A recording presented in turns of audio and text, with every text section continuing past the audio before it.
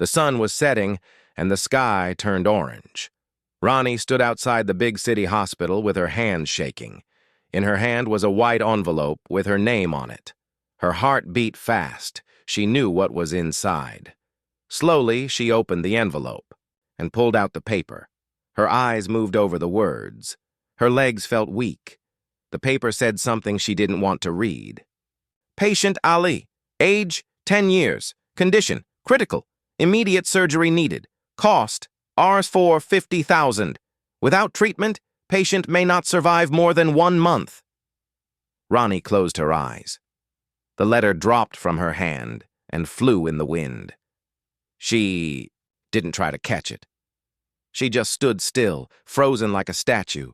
Ali was her little brother, her only family. Their parents had died in a road accident 5 years ago. Since then, Ronnie had raised Ali like her own son. She was only 19 now, but she had already faced more pain than many people feel in a lifetime.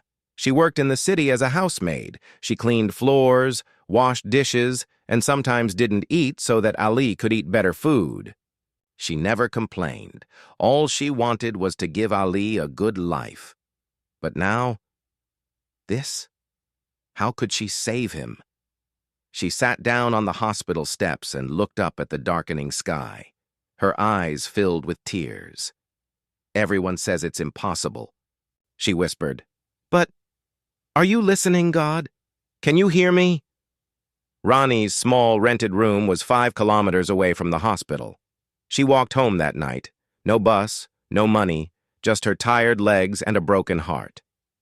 Inside the room, Ali was sleeping peacefully on the floor. His face looked calm, but his body was weak. He had been in pain for days, but he always smiled when Ronnie came home. Didi, you came, he would say. Will I get better soon? And Ronnie would smile and lie. Yes, Ali, very soon. You'll run and play again. Tonight she didn't wake him. She sat beside him and touched his forehead. He felt warm. She pulled a thin blanket over him and sat in silence. A tear dropped from her eye and fell on Ali's hand. He moved slightly but didn't wake up. Next morning, Ronnie went to work as usual. She cleaned the kitchen floor in silence. Her employer, Mrs. Sharma, was having breakfast. You look tired, said Mrs. Sharma. Did you sleep? Ronnie gave a small smile. I'm fine, madam. You should take care of yourself, Mrs. Sharma said. Then she picked up her phone and walked away. Ronnie wanted to ask for help. She wanted to say, My brother is dying. Please, can you help me save him? But she stayed quiet. People had their own problems. Why would anyone help a poor maid? That evening, she tried. She went to her friend Mina's house. Mina listened and said, Oh no, that's terrible, but I can't help. My husband will get angry if I give you money. You understand, right? Ronnie nodded. Yes, it's okay. She didn't blame anyone, but each no was like another stone on her heart. One man at the hospital gate said, You want RS4 lac? For a sick boy? Impossible. No one gives that much. Go to some temple and pray. Ronnie did go to the temple that night. She lit a small candle and folded her hands. Her voice was soft but filled with pain. If there is a God, if you are really there, then please do something. I can't lose him. I'll do anything. Just show me a way. Behind her, people were praying loudly, but her prayer felt quiet and lonely. She went back home and found Ali awake. Didi, were you crying? He asked. No, she said quickly. I was just cutting onions. But we don't have onions, he said, blinking. She laughed, trying to hide her pain.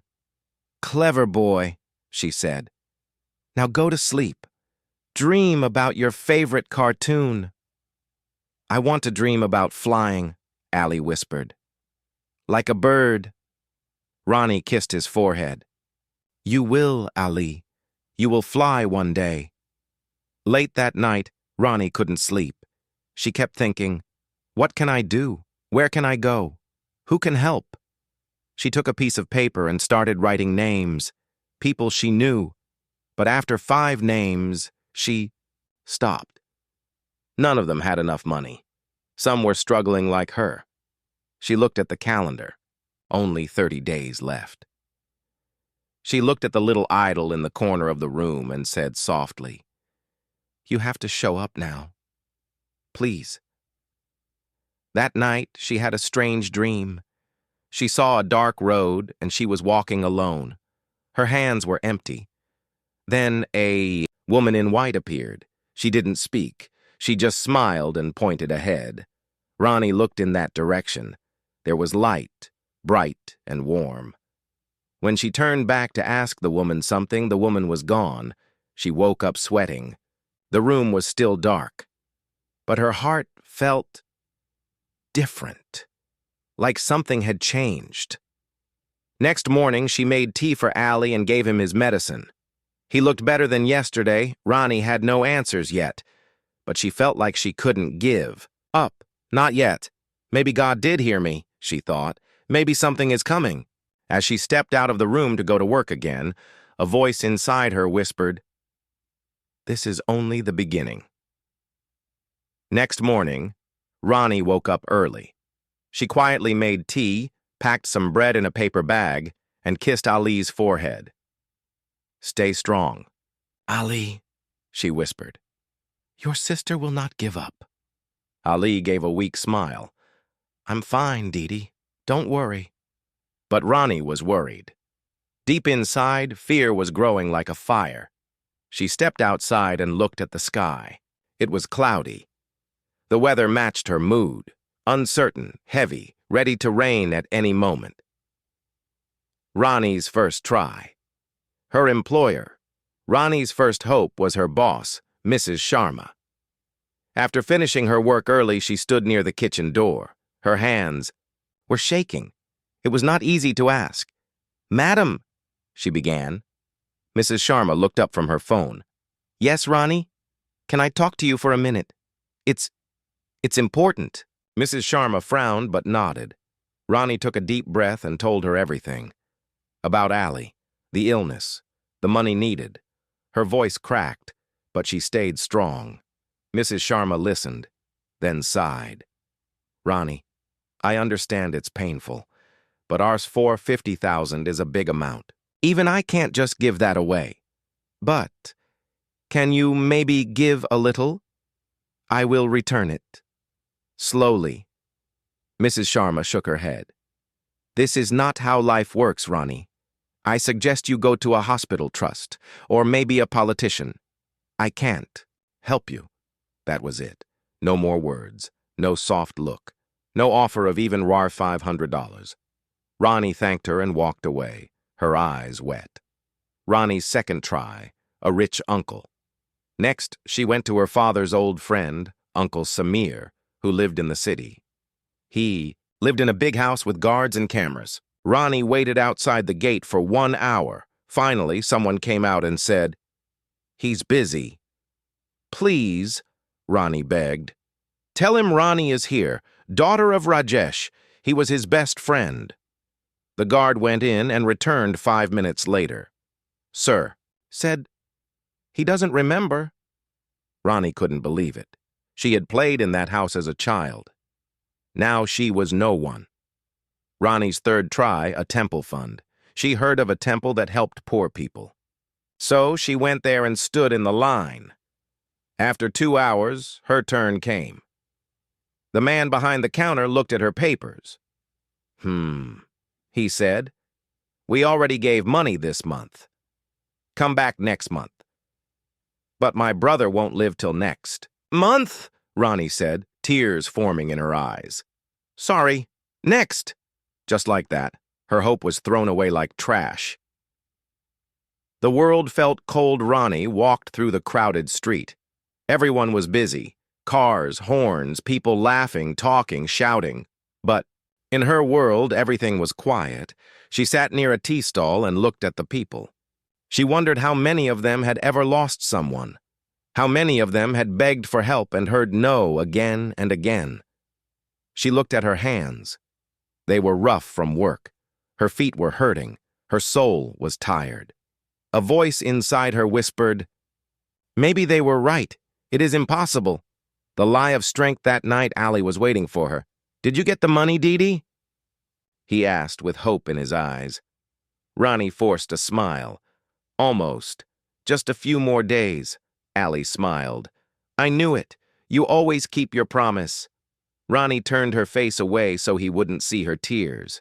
She whispered to herself, "I hope this time I don't fail." A small light in the darkness. Ronnie couldn't sleep again. She sat near the window, looking out. She opened her notebook and started writing all the people she had gone to. She crossed each name. 1, 2, 3. 12 names. All had said no. She sighed and whispered to the darkness, "God, if you are really there, please send someone. Anyone. I don't want to lose him. I really don't." Just then, a breeze came through the window. A candle flickered and almost went out. But it didn't. Ronnie stared at the flame. It danced, but stayed alive. Something about it gave her courage. She got up, wiped her tears, and said, "I still have one thing left. Faith." 3 days had passed. Ronnie had knocked on every door she could think of. All she got was silence, or rejection. Now, her savings were gone. She had sold her bangles, her mobile phone, even Allie's school books, and now she had just 1 coin. Left in her hand, a single Rs10 coin. That was it. She looked at the coin and thought, "This is not enough for medicine, not enough for food, not even enough for a bus ride. But maybe I can buy hope."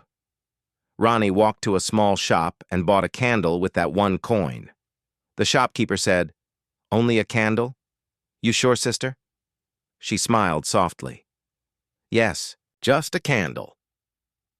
The silent prayer. That night she walked to the old shrine at the edge of the city. It was quiet. Wind blew gently, and the lights of the city blinked in the distance. Ronnie sat in front of the shrine and lit the candle. She folded her hands, closed her eyes, and began to speak. Not loudly, not with fancy words, just a whisper from her heart. "God, I have nothing left now, not money, not strength, but I have one thing, my faith in you. I'm tired, I'm scared, but I believe you're still watching. I believe you can still send a miracle." She sat there for a long time, her hands still together, her tears falling silently. The candle flickered, just like the hope inside her heart. A strange dream. That night, when Ronnie returned home, Allie was already asleep. She sat beside him and looked at his face. He looked peaceful. His breathing was slow but steady. She touched his hair gently and whispered, "Don't leave me, Allie. Please stay." Later, Ronnie fell asleep near the window. And then something unusual happened. She saw a dream, clearer than any dream she had seen before. She was standing in a large, dark field. Everything was silent, cold, lonely. She was crying, looking around for help. Suddenly, a woman in white appeared. Her face was calm. Her eyes were kind. She said nothing, but she raised her hand and pointed toward the sky. Ronnie looked up. There, far above, a bright light began to shine. It was warm, golden, peaceful. Then the woman smiled at her and said one sentence. "Your test is almost over." Ronnie opened her mouth to speak, but the woman vanished. Waking up with a new feeling. When Ronnie woke up, the morning sun was shining through the window. For the first time in many days, she didn't feel fear the moment she opened her eyes. There was something different, a calmness in the air, a strange peace in her heart. Was that dream just a dream? She wondered. Or was it a sign? She looked at Allie. He opened his eyes and smiled. "Dee, I saw you in my dream," he said. Really? What was I doing? You were flying, like a bird, Allie whispered, and you were not crying anymore. Ronnie smiled, tears forming again, but this time they were not tears of pain. They were tears of hope, an unexpected meeting. Ronnie knew she still had to try, one last time, so she left home and walked to the city center. She had no destination in mind, just walking, hoping. She passed by a park and saw an old man sitting alone on a bench. He had a long white beard and was feeding pigeons. She sat on the far end of the bench, quietly. The man looked at her and said gently, "You look tired, child." Ronnie nodded. "Trouble doesn't last forever," the man said. Ronnie looked at him. "Sometimes it feels like it will." The man smiled. "God watches. Sometimes he waits to see how long we will believe. And then, when we almost give up, he arrives." His words sent a chill through her body. She wanted to tell him everything, but something stopped her. He handed her a piece of warm bread and said, "Eat. You need your strength." She took it, her hands shaking. "Thank you, Uncle." The old man smiled, then stood up and walked away, disappearing into the crowd. A gift at the door. That evening, when Ronnie returned home, she saw a white envelope lying near the door. She looked around. No one was there. She picked it up. Her name was written. On it, Ronnie.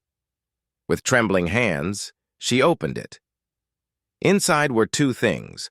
Rs 10,000 in cash. A small note. "For your brother, from a friend." Ronnie's legs gave way. She sat down right there on the floor, crying, not from fear, but from something else. Relief, surprise, a strange kind of joy. Who sent the money? Was it the old man? Was it God? She didn't know, but something inside her whispered, "The miracle has started." For the first time in weeks, Ronnie didn't cry herself to sleep. She kept looking at the envelope again and again. The money was real. The note was real. "For your brother, from a friend." But who was this friend? She didn't know anyone rich. No one close to her even had Rs 1,000, let alone Rs 10,000. Still, someone had helped, and that was enough to light a new fire inside her. Allie's eyes sparkled. Again. The next morning, Ronnie gave Allie his favorite biscuit. He smiled weakly. "Dee Dee, these are expensive. How did you get them?" Ronnie winked. "A little magic." Allie laughed. That sound, his laughter, felt like a melody Ronnie hadn't heard in a long time. She sat beside him and said gently, "Ollie, remember how you said you wanted to fly?" He nodded. "You will," she whispered. "One day I'll take you on a plane, and you'll see the clouds." Allie giggled. "Promise?" "Promise." But inside her heart, Ronnie was doing math. It's $10,000. Down, forward to 40,000, still needed, still a mountain to climb. Searching for the stranger, that day, Ronnie went back to the park. The same bench, the same pigeons. She waited for the old man. Hours passed, but he never came. She asked around, described his face, his white beard, but no one had seen him. Was he real or sent by God? She didn't know. But one thing was clear. Something had changed. One small door had opened. Maybe more would follow. A kind bus driver.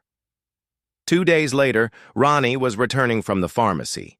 She had bought some pain medicine for Allie using the money. She got on the bus, but her pockets were empty. Not a single coin left. The conductor shouted, "Ticket! Ticket!" Ronnie looked down, embarrassed. Before she could speak, the bus driver looked through the mirror and asked, "Where are you going?" "To Neelam Nagar," she said softly. He nodded. "Let her go. No ticket needed." The conductor raised an eyebrow. "Why?" She reminds me of my daughter, the driver said. Let her sit. Ronnie looked up and smiled. The man gave her a warm, fatherly nod. That small act felt bigger than money. Sometimes kindness is a kind of miracle, too. A viral video back. Home, Ronnie heard a knock. It was her neighbor's teenage son, Rahul. Didi, can I talk to you for a second? He asked. Ronnie nodded. I heard about your brother. I'm really sorry, he said. I was thinking maybe I can help. How? She asked.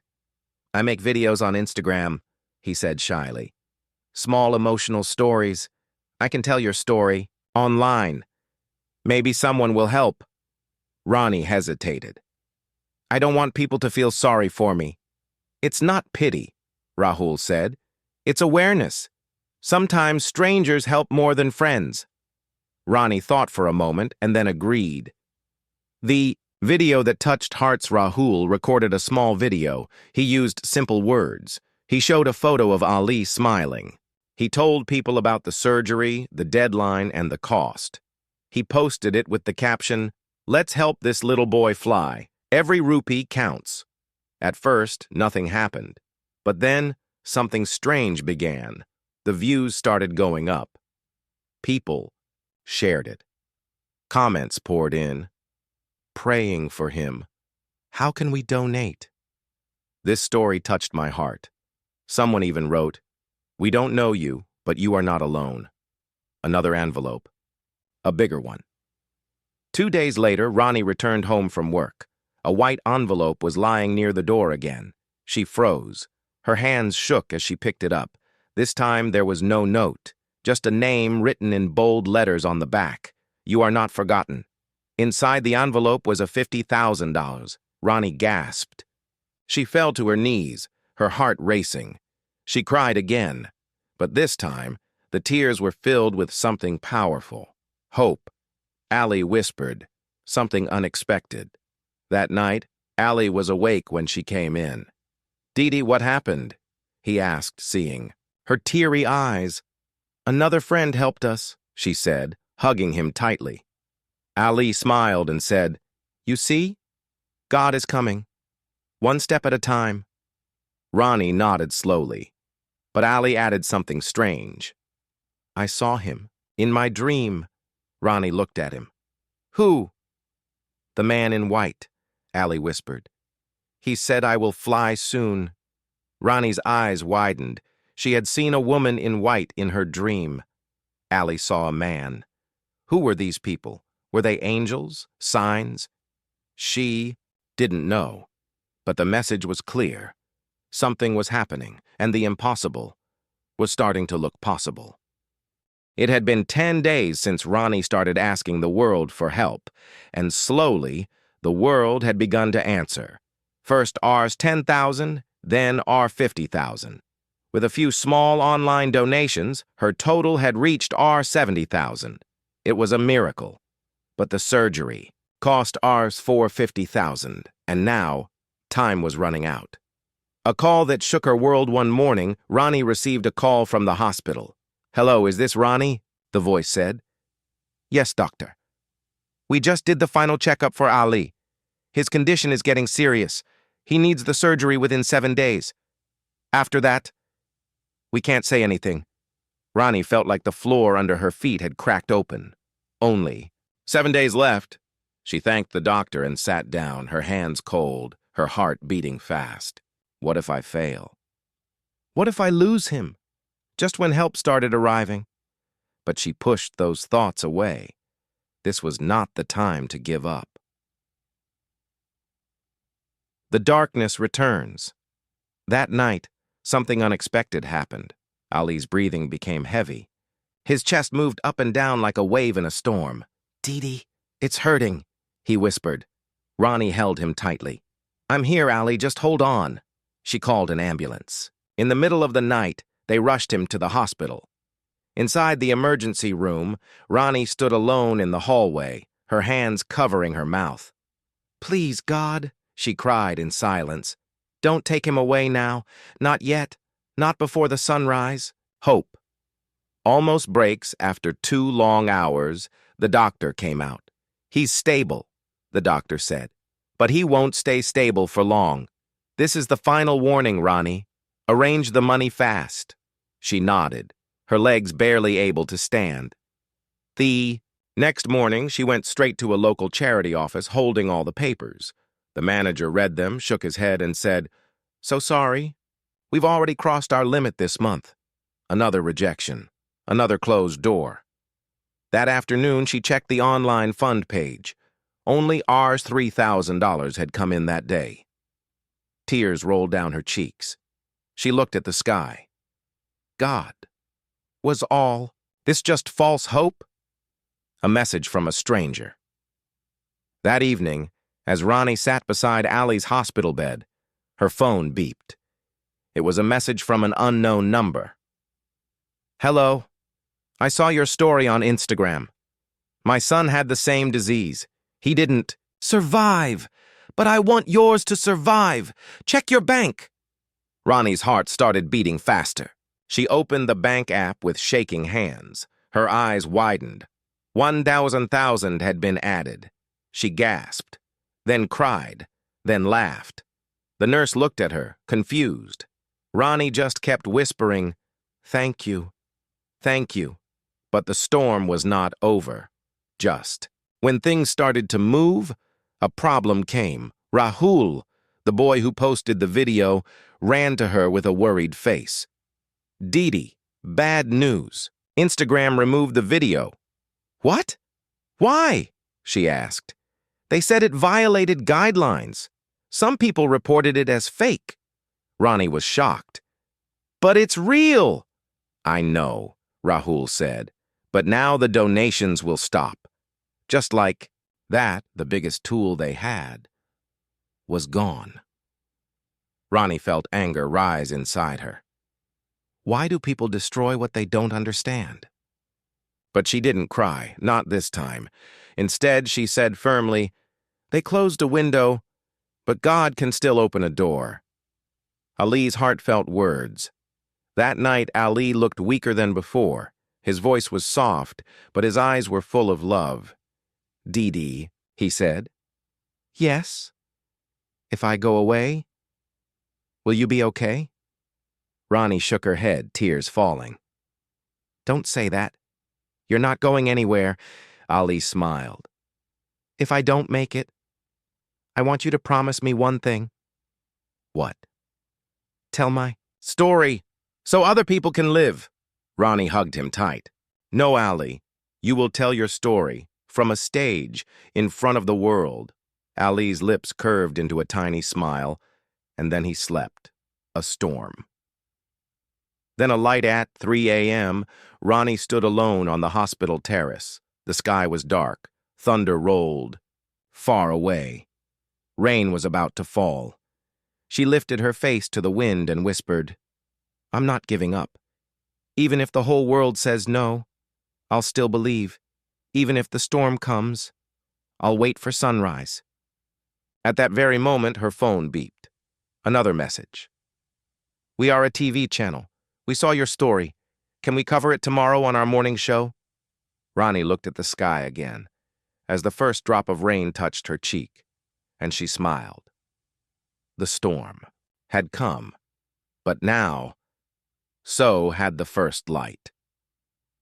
The next morning, Ronnie wore her plain yellow dupatta and combed her hair neatly. She didn't care how she looked. She only cared about what she had to say. A reporter and a cameraman came to the hospital. They were from a local TV news channel. The reporter said, "We saw the video before it was deleted. We checked the hospital records. We know it's real. We want to help." Ronnie nodded nervously.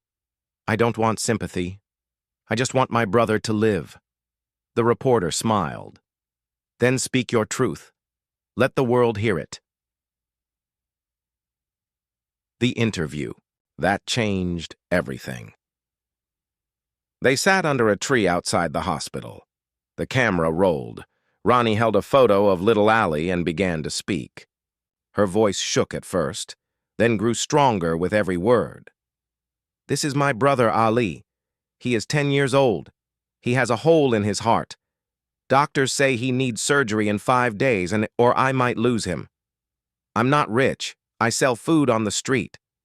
But I'm still fighting. I'm not begging. I'm just asking the world to not look away.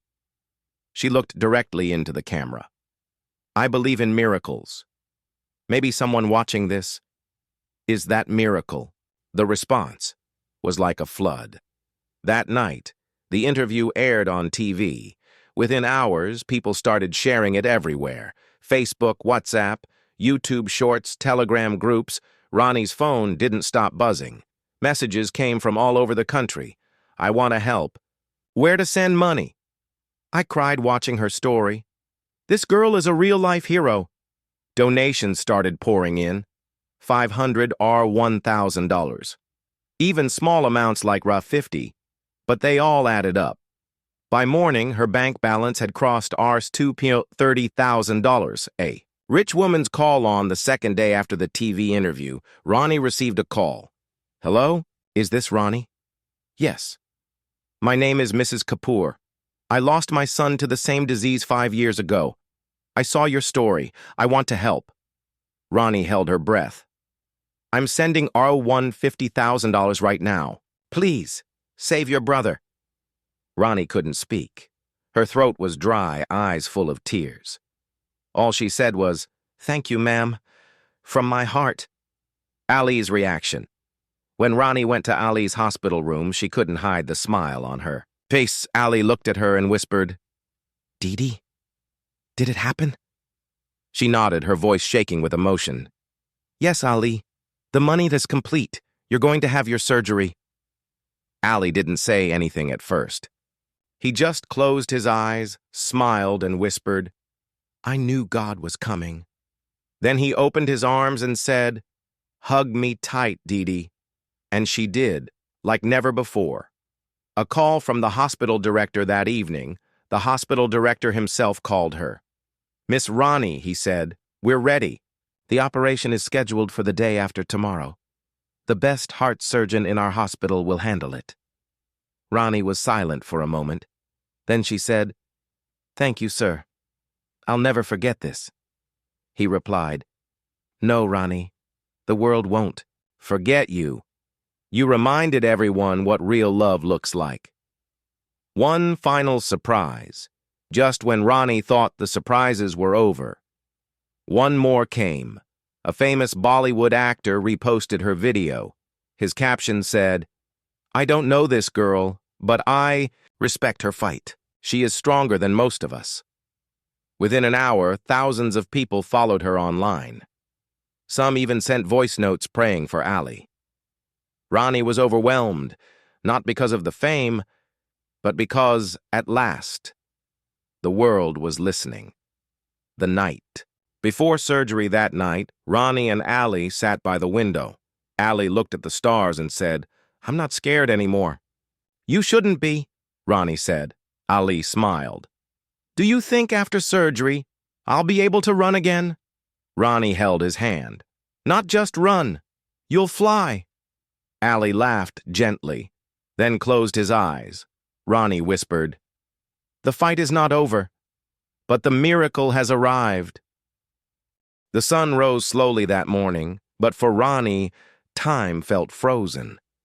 She sat beside Ali's hospital bed, gently holding his hand. His eyes were still closed, but he was smiling. "Didi," he whispered, "are you crying?" She quickly wiped her tears. "No, silly, I'm just a little scared." Ali looked at her and said softly, "You don't have to be scared. God brought us this far. He won't leave us now." Ronnie nodded, but deep inside, her heart was pounding. This was it. The day everything could change. Preparing for the operation at 9 a.m., 2 nurses entered the room. "Ali, time to go," one of them said gently. Ali looked up at Ronnie. "Will you come with me?" She smiled. "Of course, all the way to the OT doors." They put him on a stretcher and started rolling him toward the operation theater. As they moved down the hallway, people, nurses, cleaners, even other patients, looked at Ronnie and whispered, "Blessings." Some had seen the news. Some had watched her TV interview. Everyone knew. This was the boy who had the world praying for him. At the operation theater door, when they reached the OT, a doctor said, "Only staff beyond this point." Ronnie bent down and kissed Allie's forehead.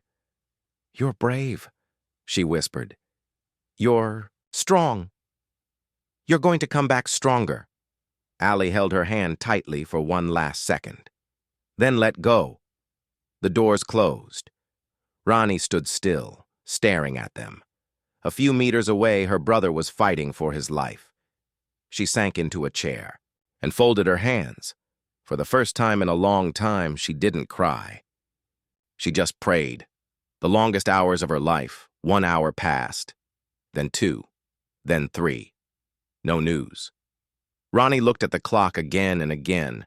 Her legs were shaking. Her mind was racing. She kept remembering everything. The pain, the rejections, the first envelope, Ali's words, "God will come." She looked up and whispered, "God, if you brought us this far, please don't leave us now." Suddenly, the doors opened. The doctor appears. The heart surgeon stepped out, removing his gloves. Ronnie jumped up. "Doctor?" He smiled gently. "The surgery was successful," Ronnie gasped. "He's okay?" "He's resting now," the doctor said. "There were some tough moments. His heart was weak, but he fought through. Your brother is a warrior."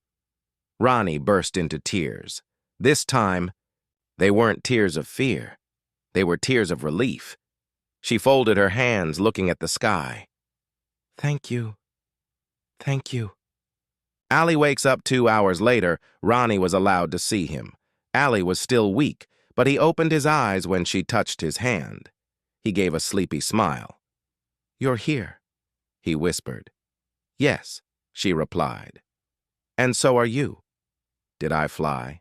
he asked. She laughed softly. "Not yet, but your wings are growing." Ali smiled and whispered, "Told you. God came." News spreads across the country. The next day, news channels picked up the story again.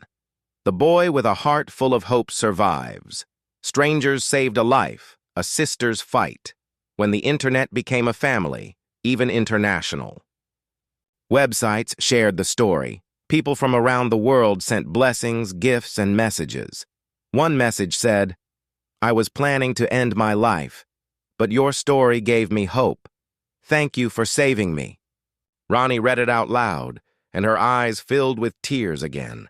They had saved more than just Allie. The hospital staff. Applauds before Allie was discharged. The hospital arranged a small farewell.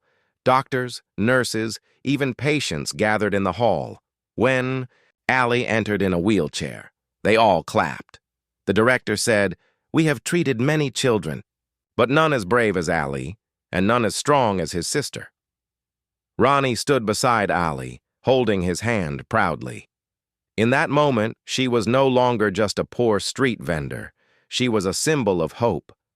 3 weeks had passed since the surgery. Allie was back home now, thin but smiling. Every morning, he sat near the window and watched birds flying in the sky. His chest still had a scar, but his heart was strong. Ronnie made his favorite food every day. Allie laughed again. He joked again. He even started walking without help, but most of all, he lived. Ronnie's routine changed forever. Before all this, Ronnie used to sell samosas on a street corner. Now when she went out, people stopped her. "Are you that girl from the news? You're so brave. You saved your brother." She smiled politely. She never got proud. She still wore the same simple clothes, still took care of Allie with the same love. But something inside her had changed. She now believed one thing. Even the smallest person can change the world. An invitation. Comes one day, Ronnie received a phone call from a big event organizer. "Hello, Miss Ronnie. We are doing a program called Unsung Heroes. Will you come as a guest speaker?"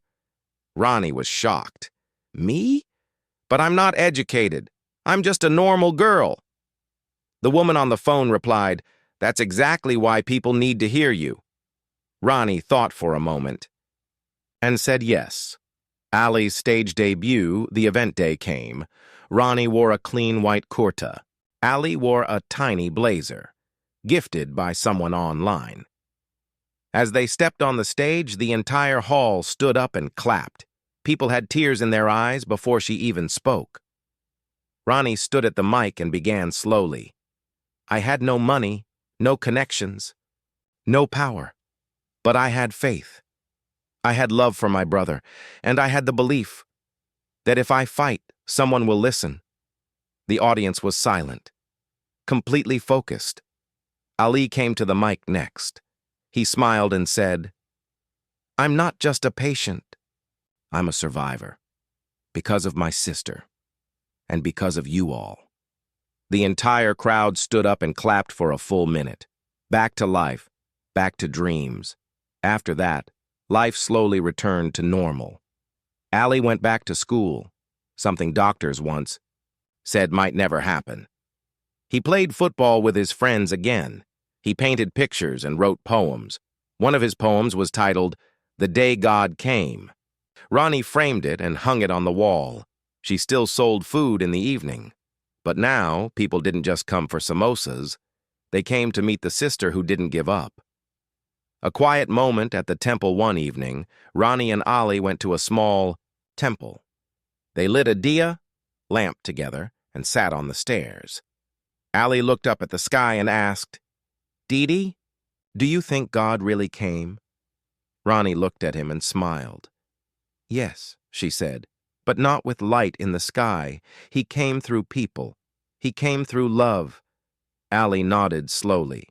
"Then one day," he said, "I want to be that person for someone else." Ronnie looked at her little brother, the same boy who was once fighting to breathe, and hugged him tight. The final words. This was not the end of Ronnie and Ali's journey, but it was the end of one chapter, the chapter where the world said it was impossible, and love, courage, and faith proved everyone wrong. So if you're ever feeling alone, if the world turns its back, just remember this story, because sometimes, when there's nothing left, God doesn't come from the sky. He comes from the heart of a sister, from the hands of strangers, and from the courage to never give up.